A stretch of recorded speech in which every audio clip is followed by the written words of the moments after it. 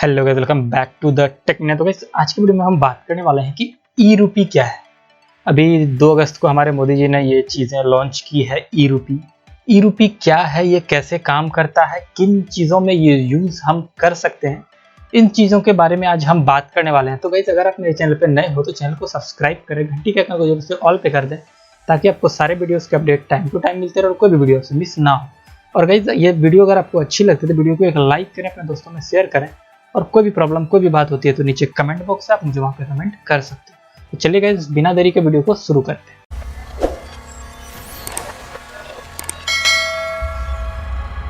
तो देखिए गाइस 2 अगस्त को हमारे माननीय प्रधानमंत्री जो प्राइम मिनिस्टर ऑफ इंडिया है वो जो है एक नए पेमेंट गेटवे मान के चलते हैं या फिर एक नए फीचर का मतलब कि उन्होंने उद्घाटन किया है 2 अगस्त को। तो ये चीज़ क्या है जिसका नाम है ई रूपी। ई रूपी मतलब क्या, ई इलेक्ट्रॉनिक्स वाला और यो रुपया वाला रूपी और यूपीआई, ये इसका फुल फॉर्म टाइप का चीज़ें है। अब इसके बारे में बात करते हैं कि ये काम कैसे करता है। तो गाइस इसको जो लॉन्च करने का, इसको जो लाने का मेन पर्पस है वो क्या है कि एक स्पेसिफिक काम के लिए एक स्पेसिफिक पर्सन ही यूज़ कर सकता है, कोई भी यूज नहीं कर सकता है। हम लोग पहले क्या था, यूपीआई हम लोग मतलब कि यूज़ करते थे तो उसको कोई भी यूज़ करता था। मान लीजिए मेरा अगर यूपीआई आईडी किसी को पता चल गया है या फिर मेरा यूपीआई का जो पिन है वो पता चल गया है तो वो भी उससे पेमेंट कर सकता है। लेकिन यहाँ पे क्या है कि वो जो रूपी जो मेरा नया वॉचर आया है हमारे लिए, वो क्या है, वो ज़्यादातर मतलब अगर इसको कहा जाए ना तो ये रूलर बेस्ड ये चीज़ है, जो कि गाँव के लोग होते हैं या फिर किसान मजदूर वगैरह जो है वो सब इन चीज़ों का यूज़ कर सके। जैसे कोई भी सरकारी फंड रेज होती है तो वो मान लेते हैं कि कहीं आपका सुखाड़ पड़ गया, कहीं पे मतलब ज़्यादा बारिश हो गई तो फसल गल गया या फिर ऐसा कुछ बात हुआ तो सरकार उसके लिए मुआवजा देती है। तो यहाँ पे क्या था कि मुआवजा अगर मान लो आपके पंचायत सचिव को दिया जाए या फिर आपके मुखिया को दिया जाए तो वहाँ पे क्या होता था, वो कटा के 75% ही एक किसान के हाथ में आता था। सरकार मतलब बैंक अकाउंट में भेजने लगी, फिर भी जो है कमीशन खाने लगा बिचौलिया जो था कि आप हमको 1000 रुपया दीजिएगा उसके बाद ही हम आपका जो है पेमेंट पास करवाएंगे। तो इस टाइप का चीज़ होता था। इसी सब चीज़ों को ओवरकम करने के लिए ये ई रूपी फीचर आया है। ई रूपी फीचर क्या है कि जिसके पास अगर मान लेते स्मार्टफोन है वो उसके पास क्यूआर कोड आएगा, जिसके पास छोटा वाला फ़ोन है उसके पास एसएमएस आएगा।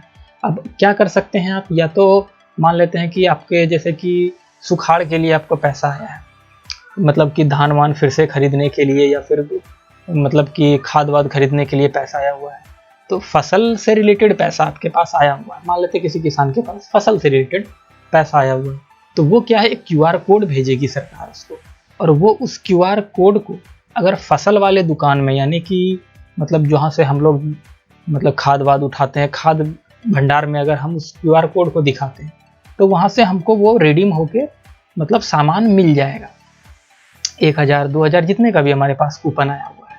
लेकिन अगर उसी कूपन को हम कोई वाइन शॉप में ले जाएं, फिर छोले कुलचे खाने के लिए ले जाएं तो वो कूपन वहाँ पे इनवैलिड हो जाएगा। अब ये देखिए ये प्रोसीजर कैसे काम करता है। तो सरकार जो है 3 तरह के 3 क्यूआर कोड एक पर्टिकुलर आदमी के लिए जनरेट करता है। एक क्यूआर कोड है क्या, दुकानदार के पास जाएगा, उस स्पेसिफिक दुकानदार, अब खाद के लिए पैसा आया हुआ है तो वो वाइन नहीं खरीद सकते हो, आपको खाद ही लेना होगा उतने रुपए का। तो यहाँ पे क्या है कि वो एक दुकानदार के पास क्यूआर कोड जाएगा, एक कस्टमर के पास यानी किसान मजदूर जो भी है एक स्पेसिफिक कस्टमर के पास जाएगा, और तीसरा क्यूआर कोड वो जो हमारा पेमेंट सर्विस वाले हैं उनके पास रहेगा। तो यहाँ पे अब क्या है, 3 क्यूआर कोड का मतलब क्या है, दुकान वाले के पास एक क्यूआर कोड रहेगा उससे वो मैच करेगा, एक हमारे पास है जो कि हम लेके जाएंगे मैच कराने के लिए ताकि हमको सामान मिल सके, और तीसरा क्यूआर कोड जो होता है वो सरकार के पास होता है। तो वो क्या करता है कि मान लो अगर कभी बोल दें कि ये तो क्यूआर कोड जनरेट ही नहीं हुआ, मतलब एक बैकअप प्लान जिसको हम बोल सकते हैं वो चीज़ की सरकार मतलब जो पेमेंट गेटवे वाला है एनसी ऐसे कुछ नेशनल करके कुछ है, तो वो जो है उसके पास एक क्यूआर कोड रहेगा।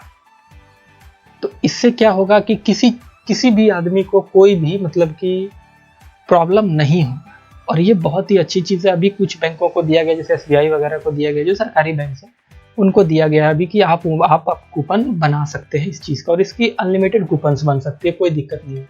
जैसे वॉचर होता है ना, अमेजोन का वॉचर ले लिया आप 50 रुपये का, 50 रुपये का आप जो है अमेजोन का पे जाके कुछ परचेस कर सकते हैं, फिर वो वॉचर अपने मतलब फ्रेंड को भेज दिए तो वो वहाँ से 50 रुपये का कोई भी सामान परचेस कर सकता है। तो उसी टाइप का ये सरकार की तरफ से चलाया गया ई-रूपी है।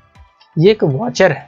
वो वॉचर क्या है कि या तो जिस चीज़ के लिए दिया गया है, अब मान लीजिए खाद खरीदने के लिए किसान को दिया, वो सोचेगा चलो आज थोड़ा मार लेते हैं, तो वो नहीं कर पाएगा, क्योंकि ये चीज़ क्या है, ये चीज़ है एक स्पेसिफिक पर्सन एक स्पेसिफिक चीज़ को ही खरीद सकता है, कोई अदर चीज़ को नहीं। जिसके लिए आपको वो QR कोड मिला है, अगर आपको दारू के लिए मिला है तो आप दारू खरीद सकते हो, आपको खाना के लिए मिला है तो खाना खरीद सकते हो, आपको अगर किताब के लिए मिला है तो आप किताब ही खरीद सकते हो, दूसरा कोई भी चीज़ आप नहीं खरीद सकते हो। तो ये कॉन्सेप्ट तो समझ में आ गया होगा कि ये क्यों यूज होता है और किसके लिए यूज होता है।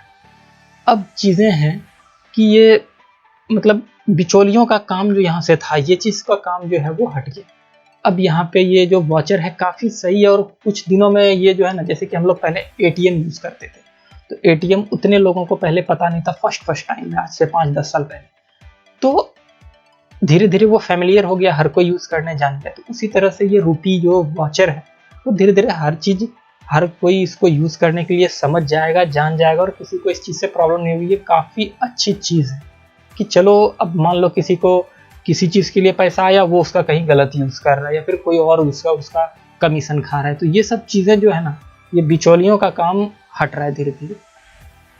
तो ये सारी चीज़ें इस रूपी के थ्रू आप कर सकते हो। ये एक वॉचर है, इलेक्ट्रॉनिकली वॉचर है, ये एक QR कोड होता है जो कि आप कहीं भी जाके मतलब जिस स्पेसिफिक चीज़ के लिए आपको दिया गया वहाँ पे जाकर आप इस चीज़ को रिडीम करा सकते हैं। तो यही था यार गाइज इन्फॉर्मेशन आज का कि ये क्या चीज़ होता है, इसका कैसे हमें यूज़ करना है सब। एक और बात आती है यहाँ पे कि इसमें कोई भी रजिस्ट्रेशन, कोई भी मोबाइल ऐप, इन सब चीज़ों का ज़रूरत नहीं है। जैसे हम लोग फ़ोन पे या फिर पेटीएम चलाते तो उसमें KYC, रजिस्ट्रेशन, फ़ोन नंबर से एंट्री, ये सब चीज़ें करनी होती थी। लेकिन इसमें क्या है, नो रजिस्ट्रेशन, नो कोई KYC, कुछ नहीं, बस सीधा आपका आधार कार्ड से लिंक है आपका फ़ोन नंबर, सरकार ऑटोमेटिक आपके पास भेज देगी और आप वहाँ पे जाके उसको रिडीम करा सकते हो। तो ये काफ़ी सही चीज़ है गाइस, कहीं कोई चक्कर नहीं, कोई झंझट नहीं। अब किसी भी बात का आपको प्रॉब्लम नहीं होने वाला है कि हमको मतलब खाद के लिए पैसा आया हुआ है या फिर खाना के लिए पैसा आया हुआ है, जिस चीज़ के लिए आया हुआ है, मेडिकल आया हुआ है, जिस चीज़ के लिए आया हुआ है उस दुकान में जाइए, रिडीम कराइए और अपना सामान ले लीजिए। इन सब चीज़ों के बारे में ही ये मतलब ई-रूपी चीज़ को जो है, ई-रूपी फीचर को लाया गया है, इस वॉचर को लाया गया है। तो गाइस यही छोटी सी इन्फॉर्मेशन थी इस वीडियो में कि ई-रूपी क्या होता है, ये काम कैसे करता है, इसके क्या प्रोसीजर्स हैं। अभी अब अच्छे से नहीं आया, कुछ बैंकों को ये अथॉरिटी दी गई है कि ये अपना मतलब वॉचर क्रिएट कर सकते हैं। तो ये सब चीज़ें गाइस इस रूपी के थ्रू आप लोग कर सकते हो। तो गाइस मिलते हैं ऐसे वीडियोस के साथ, ऐसे फैक्ट्स के साथ, तब तक के लिए जय हिंद, जय भारत।